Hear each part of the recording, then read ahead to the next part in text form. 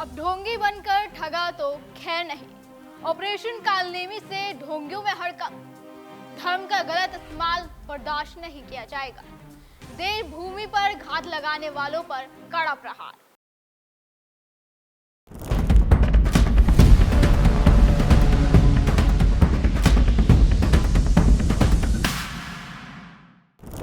Hashtag operation Kalanemi ये इस वक्त सोशल मीडिया पर जमकर ट्रेंड कर रहा है और ये ट्रेंड अपने आप में एक बड़ा चर्चा का विषय बन गया है, क्योंकि देवभूमि उत्तराखंड में धामी सरकार यही ऑपरेशन कालनेमी चला रही है, जो हर सनातनी के दिल को छू रहा है और सोशल मीडिया पर तहलका मच रहा है। लव जिहाद, लैंड जिहाद, थूक जिहाद और बांग्लादेश घुसपैठियों पर ताबड़तोड़ एक्शन लेने के बाद अब सरकार ने उन ढोंगियों को भी धर पकड़ना शुरू कर दिया है जो धर्म की आड़ में ठगी कर रहे हैं और पाखंड फैला रहे हैं, जिसके लिए धामी सरकार की तरफ से ऑपरेशन कालनेमी चलाया गया।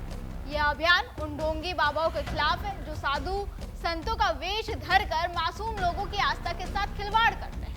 जैसे ही खबर सोशल मीडिया पर आई, हैशटैग ऑपरेशन कालनेमी टॉप पर ट्रेंड करने लगा। इस ऑपरेशन से ढोंगी बाबाओं में हड़कंप मच गया। ऑपरेशन कालनेमी के तहत उत्तराखंड पुलिस ने अब तक 200 से ज्यादा फर्जी साधुओं और ढोंगियों को गिरफ्तार कर लिया है और उनमें से कुछ की तस्वीरें आप मेरे पीछे भी देख सकते हैं। ये देख सकते हैं किस तरीके से ये वो ढोंगी है जो, इन चेहरों को गौर से देखिए आप, ये वो ढोंगी है जो लोगों की आस्था के साथ खिलवाड़ करते हैं, सिर्फ धर्म के नाम पर साधु बनते हैं, उनके साथ उनकी भावनाओं के साथ खेलते हैं, उनकी आस्था के साथ खिलवाड़ करते हैं, उनके साथ ठगी करते हैं। ये वही चेहरे हैं और इन्हें अब इस ऑपरेशन कालनेमी के तहत गिरफ्तार कर लिया गया है। इनमें से अगर कुछ की बात करें तो देहरादून से करीब 34, हरिद्वार से 45 और उधम सिंह नगर से 66 संदिग्ध शामिल हैं और इनमें गौर करने वाली बात पता है क्या है? इनमें गौर करने वाली बात यह है कि इनमें अधिकतर मुस्लिम समुदाय से आते हैं। अब आप देख सकते हैं कि कैसे सनातन धर्म में दूसरे समुदाय के, दूसरे धर्म के लोग घुसपैठ कर रहे हैं और अपनी नापाक साजिशों को अंजाम दे रहे हैं। अब मैं आपको रिपोर्ट के जरिए दिखा देती हूँ कि किस तरीके से ऑपरेशन कालनेमी के तहत ढोंगी बाबाओं को पकड़ा जा रहा है, उनको धर दबोचा जा रहा है, किस तरीके से ऑपरेशन कालनेमी जो है उत्तराखंड में काम कर रहा है। तो according to the police of all these accused were dressed like ascetics and exploiting the faith of the general public on the instructions of Haridwar Senior Superintendent of Police Pramendra Singh Dubal, the police have been conducting checks in the urban and the rural areas of Haridwar. As part of the action taken in the rural area, 6 persons were arrested in the area under the jurisdiction of the Kaliyar police station. These men are non-Hindus. गौर कीजिए इस बात पर, क्या लिखा है इसमें? These men are non-Hindus and hail from Bihar, Uttar Pradesh, Madhya Pradesh and West Bengal. मतलब ये हिंदू नहीं थे, ये हिंदू नहीं थे, ये दूसरे धर्म के थे। खास तौर पे ये कुछ जो पकड़े गए हैं वो मुस्लिम समुदाय से बिलोंग करते हैं और इसमें ये भी साफ साफ मेंशन किया गया है कि वो बिहार, उत्तर प्रदेश, मध्य प्रदेश और वेस्ट बंगाल से बिलोंग करते हैं। वो उत्तराखंड के है ही नहीं, वो दूसरे राज्यों से आकर उत्तराखंड में ये बड़ा स्कैम चला रहे थे। आगे लिखते हैं, in the urban area 13 men were arrested from the कोचवाली area and according to the police some of them are known to be notorious frauds. Similarly, 18 frauds were arrested in the Shyampur police station area and these men sail from different states. मतलब यहाँ पे भी जो 18 frauds पकड़े गए हैं वो भी किसी और राज्य से बिलोंग करते हैं, वो उत्तराखंड के है ही नहीं। 8 persons were also caught by the police in the Kankhal police area.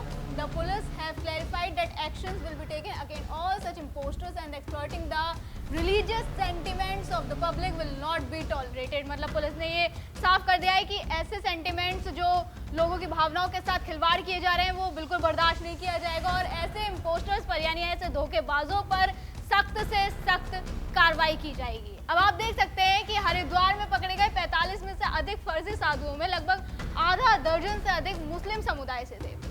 इसके अलावा अगर मैं बात करूं तो इसके अलावा उधम सिंह नगर में 66 गिरफ्तारियों में 3 व्यक्ति अल्पसंख्यक समुदाय से थे जो बिहार और उत्तर प्रदेश से आए थे, वहां पे भी वो दूसरे राज्य से आए थे। वहीं देहरादून में एक बांग्लादेशी नागरिक रुकन रकम उर्फ शाह आलम जो मुस्लिम समुदाय से है वो साधु के वेश में पकड़ा गया और ये ढोंग यही नहीं रुकता। इसके अलावा जो अपराधी है वो भी सनातन के इस वेशभूषा का गलत इस्तेमाल कर रहे हैं। अपराधी वर्ड मैंने क्यों यूज किया है वो भी मैं आपको बता देती हूँ, क्योंकि जो अपराध कर लेते हैं, हत्या करते हैं, रेप करते हैं, डकैती डालते हैं, उसके बाद अपने इन आरोपों को छुपाने के लिए वो सनातन की वेशभूषा लेते हैं और उसका गलत इस्तेमाल करते हैं। किस तरीके से कर रहे हैं ये पीछे आप मेरी रिपोर्ट देख सकते हैं। ढोंगियों का पर्दाफाश, हत्या रेप के आरोपियों ने ओढ़ी साधुओं की चादर, ऑपरेशन कालनेमी में चौंकाने वाला खुलासा। अब इधर इसी रिपोर्ट का मैं छोटा सा पार्ट आपके लिए पढ़ देती हूँ। इसमें लिखा है कि जांच में ये भी सामने आया कि कुछ आरोपी मुस्लिम समुदाय से हैं जिन्होंने हिंदू साधु की वेशभूषा अपनाकर लोगों को धोखा देना शुरू किया है। इनका मकसद केवल धर्म और आस्था का फायदा उठाकर अपराध को छुपाना और पैसे कमाना था। एसएसपी देहरादून अजित सिंह ने भी पुष्टि की कि दूसरे धर्मों के कई लोग फर्जी साधु बनकर जनता को ठग रहे हैं। देखिए किस तरीके से इतना बड़ा फ्रॉड चल रहा है और खुल्लम खुल्ला चल रहा है, बेखौफ चल रहा है इस तरह का फ्रॉड कि आपने कोई अपराध कर दिया, उसको छुपाना है तो आप सनातन की वो वेशभूषा लें, साधु संत बन जाएं और दिखाएं कि भाई हम तो सीधे साधे, हमने तो कुछ किया ही नहीं, हम तो साधु संत, हम तो कुछ कर ही नहीं सकते। देखिए कैसे कैसे लोग हैं दुनिया में जो अपने कारनामों को छुपाने के लिए किसी भी हद तक जा सकते हैं। और ऐसे लोगों को देखकर लगता है कि जैसे पुष्कर सिंह धामी ने अब जो ये फैसला लिया है वो बिल्कुल सही लिया।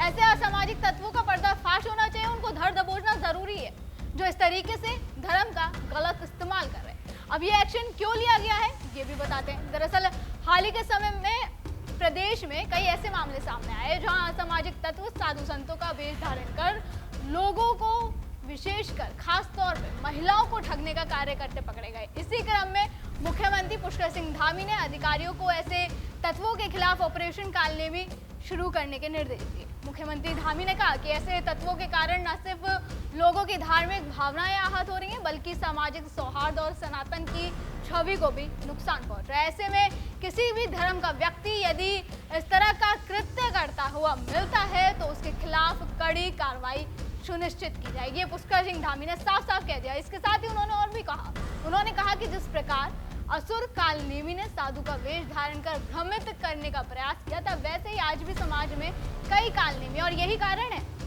है कि इस ऑपरेशन का नाम कालनेमी रखा गया, जो धार्मिक वेश धारण कर अपराध कर रहे हैं। फिलहाल ये ऑपरेशन अब भी जारी है। खुफिया विभाग गिरफ्तार मुस्लिमों से ये जानने की कोशिश कर रहे हैं कि आखिर इन्होंने भगवा वेश क्यों धारण किया। शक ये भी किया जा रहा है कि साधुओं के बीच घुल मिल कर रहने वाले मुस्लिम क्या किसी बड़ी वारदात की तैयारी में तो नहीं थे। पुलिस इस एंगल से भी फिलहाल जांच पड़ताल कर रही है। अब देखना होगा कि आगे और कितने ऐसे ढोंगी बाबा पकड़े जाते हैं जो ऐसे लोगों की आस्थाओं के साथ खिलवाड़ कर रहे हैं। आपका फिलहाल ऑपरेशन कालनेमी पर क्या कहना है हमें कमेंट करके जरूर बताएं। फिलहाल आज की वीडियो में बस इतना ही। अगली बार फिर होगी मुलाकात। आप देखते रहें DN पे इंडिया, हर खबर भरोसे के साथ।